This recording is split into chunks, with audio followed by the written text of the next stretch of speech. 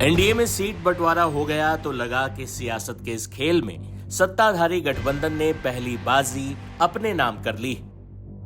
शांति से सीट बंटवारा हो गया।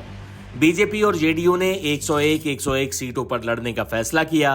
29 सीटें चिराग पासवान के खाते में आईं, तो वहीं जीतन राम मांझी और उपेंद्र कुशवाहा की पार्टी के खाते में 6 सीटें आईं। लेकिन फैसले के बाद अंदर खाने की दरार सामने आ गई। कयासबाजियों का दौर तेज हो गया। नीतीश कुमार की नाराजगी की बात सामने आई, तो वहीं मांझी और उपेंद्र कुशवाहा ने भी खुलकर अपनी नाराजगी दर्ज करा दी। उपेंद्र कुशवाहा ने जहां खुलकर कहा कि एनडीए में ऑल इज वेल फिलहाल तो नहीं। दिल्ली जा रही है, एनडीए जो कुछ भी अभी तय कर रहा है उसके संबंध में विमर्श का कुछ मुद्दा बाकी है। इसी विषय पर बात करने के लिए दिल्ली जा रहे हैं और सब कुछ ठीक हो जाएगा, इस उम्मीद के साथ, इस विश्वास के साथ जा रहे हैं। वहीं जीतन राम मांझी ने भी खुलकर अपनी नाराजगी जाहिर की। 2 सीटों पर अपने उम्मीदवारों की घोषणा भी कर दी। उनका गुस्सा एकदम जायज है, मैं उनके गुस्सा से सहमत हूँ।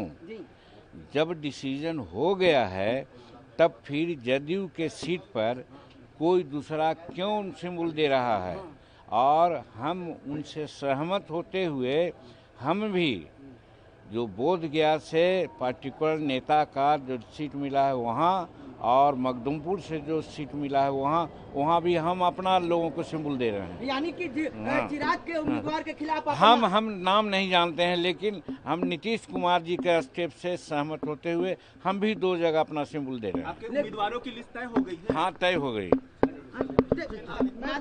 मांझी की जो स्थिति बनी हुई है अभी बिहार में क्या कहिए? एकदम एनडीए हम लोग जीतेंगे बहुत बहुमत से। लेकिन एक दल है जो लगातार प्रेशर बना रहा है एनडीए पर। एगो से कहा अकेला चना भाड़ नहीं फोड़ता है। वहीं चिराग पासवान के खाते में गई कई सीटों पर जेडीयू के ऐतराज की बात भी सामने आई। ऐसे में सियासी गणित को उलझता देख केंद्रीय गृह मंत्री अमित शाह की भी एंट्री हो गई। गठबंधन के नेताओं को मनाने के लिए अमित शाह लगातार बैठक कर रहे हैं, बात कर रहे हैं। उपेंद्र कुशवाहा ने भी कहा कि गृह मंत्री के दखल के बाद चीजें सुलझती नजर आ रही। बता दें कि बिहार में बीजेपी अपने गठबंधन के साथियों को नाराज करने का जोखिम नहीं उठाना चाहेगी, क्योंकि बिहार का असर केंद्र की सरकार पर भी साफ तौर पर पड़ेगा। वहीं जदयू के कार्यकारी अध्यक्ष संजय झा ने फूट की तमाम बातों को अफवाह बताते हुए कह दिया कि चुनाव नीतीश कुमार के नाम पर ही लड़ा जाएगा।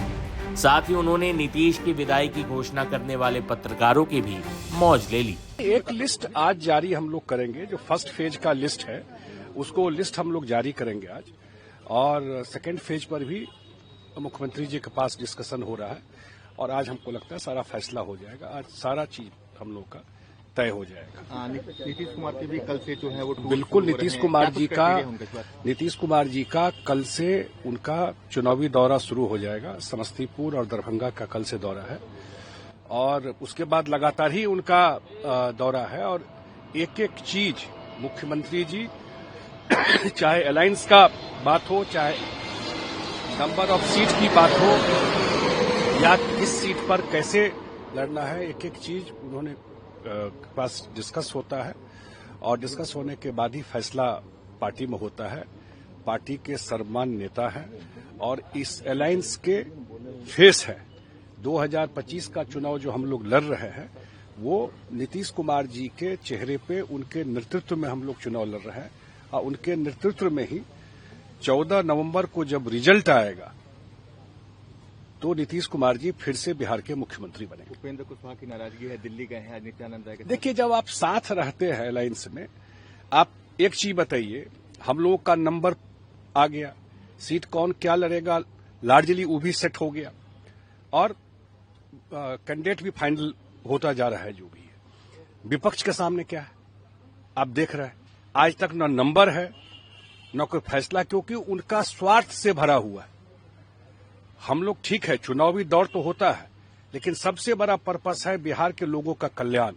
जो नीतीश कुमार जी ने 20 साल में करके दिखाया है, ये सिर्फ हम भाषण देने के लिए नहीं बोलते हैं, वो 20 साल में ईमानदारी से बिहार का कायाकल्प नीतीश कुमार जी ने अपना सब कुछ खपा के किया और आज डबल इंजन की सरकार है, आदरणीय प्रधानमंत्री जी है और उससे बड़ा सहयोग बिहार को मिलता है। जो दोनों बजट में लोगों ने देखा 2024 और 2025 के बजट में जो बिहार को मेजर जो सपोर्ट मिला है बाढ़ को लेकर के, 6 लेन रोड को लेकर के, पटना में मेट्रो चलना शुरू हो गया। अब ये सब चेंज इतना बड़ा बिहार में है, उसमें नीतीश कुमार जी का बहुत बड़ा देन है। अब बिहार के लोग, खास करके महिलाएं अगर कोई घर में इधर उधर भी करता है, बिहार की 50% महिलाएं का एक एक वोट नीतीश कुमार जी को मिलेगा और ये रिजल्ट डिसाइसिव रिजल्ट होगा, अप्रत्याशित ऐसा नंबर होगा जो लोग कल्पना नहीं कर सकते हैं। और एक बात मैं और देखा हूं कि सबसे बड़ी बात कि जब भी दिल्ली में मैं देखता हूं ज्यादा ये चीज कि हर एक समय में नीतीश कुमार जी को लगता है अब उनका राजनीति जो है वो अब थोड़ा ढलान पे है। जब जब ये सोचते हैं दिल्ली के पत्रकार, उस समय आपको ऐसा रिजल्ट मिलेगा जो फिर वो लगता है उनका असेसमेंट बिल्कुल उल्टा था। जमीन पर आके एसेस कीजिए, तभी बिहार को समझ पाएंगे। वहीं एनडीए और महागठबंधन में सीटों को लेकर मची खींचतान पर बिहार में तीसरा मोर्चा खड़ा करने की कोशिश में जुटे प्रशांत किशोर ने भी तंज कसा है। मेरे भाई, ये पहले से पता है, पहले से बिहार के लोगों को पता है, क्योंकि हर व्यक्ति लूट के लिए, लूट में अपने हिस्से की लड़ाई लड़ रहा है। जितना ज़्यादा मुझे सीट मिल जाए उतना ज़्यादा आगे सरकार में भागीदारी हो जाएगी, उतना ज़्यादा लूटने का अवसर मिलेगा। तो जब आपकी सोच ये है कि मैं कितना बिहार को लूट सकूं, तो ये तो होना ही था।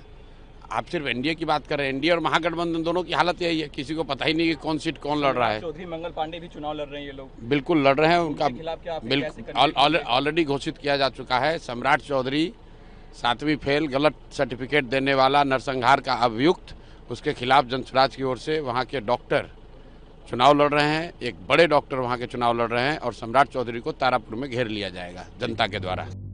बिहार में चुनावों से पहले ही इतनी खींचतान मची है, ऐसे में अगर नतीजों में भी मामला नजदीकी रहा तो उस स्थिति में कल्पना की जा सकती है कि आलम क्या होगा। हालांकि ये खींचतान तो सत्ता की है।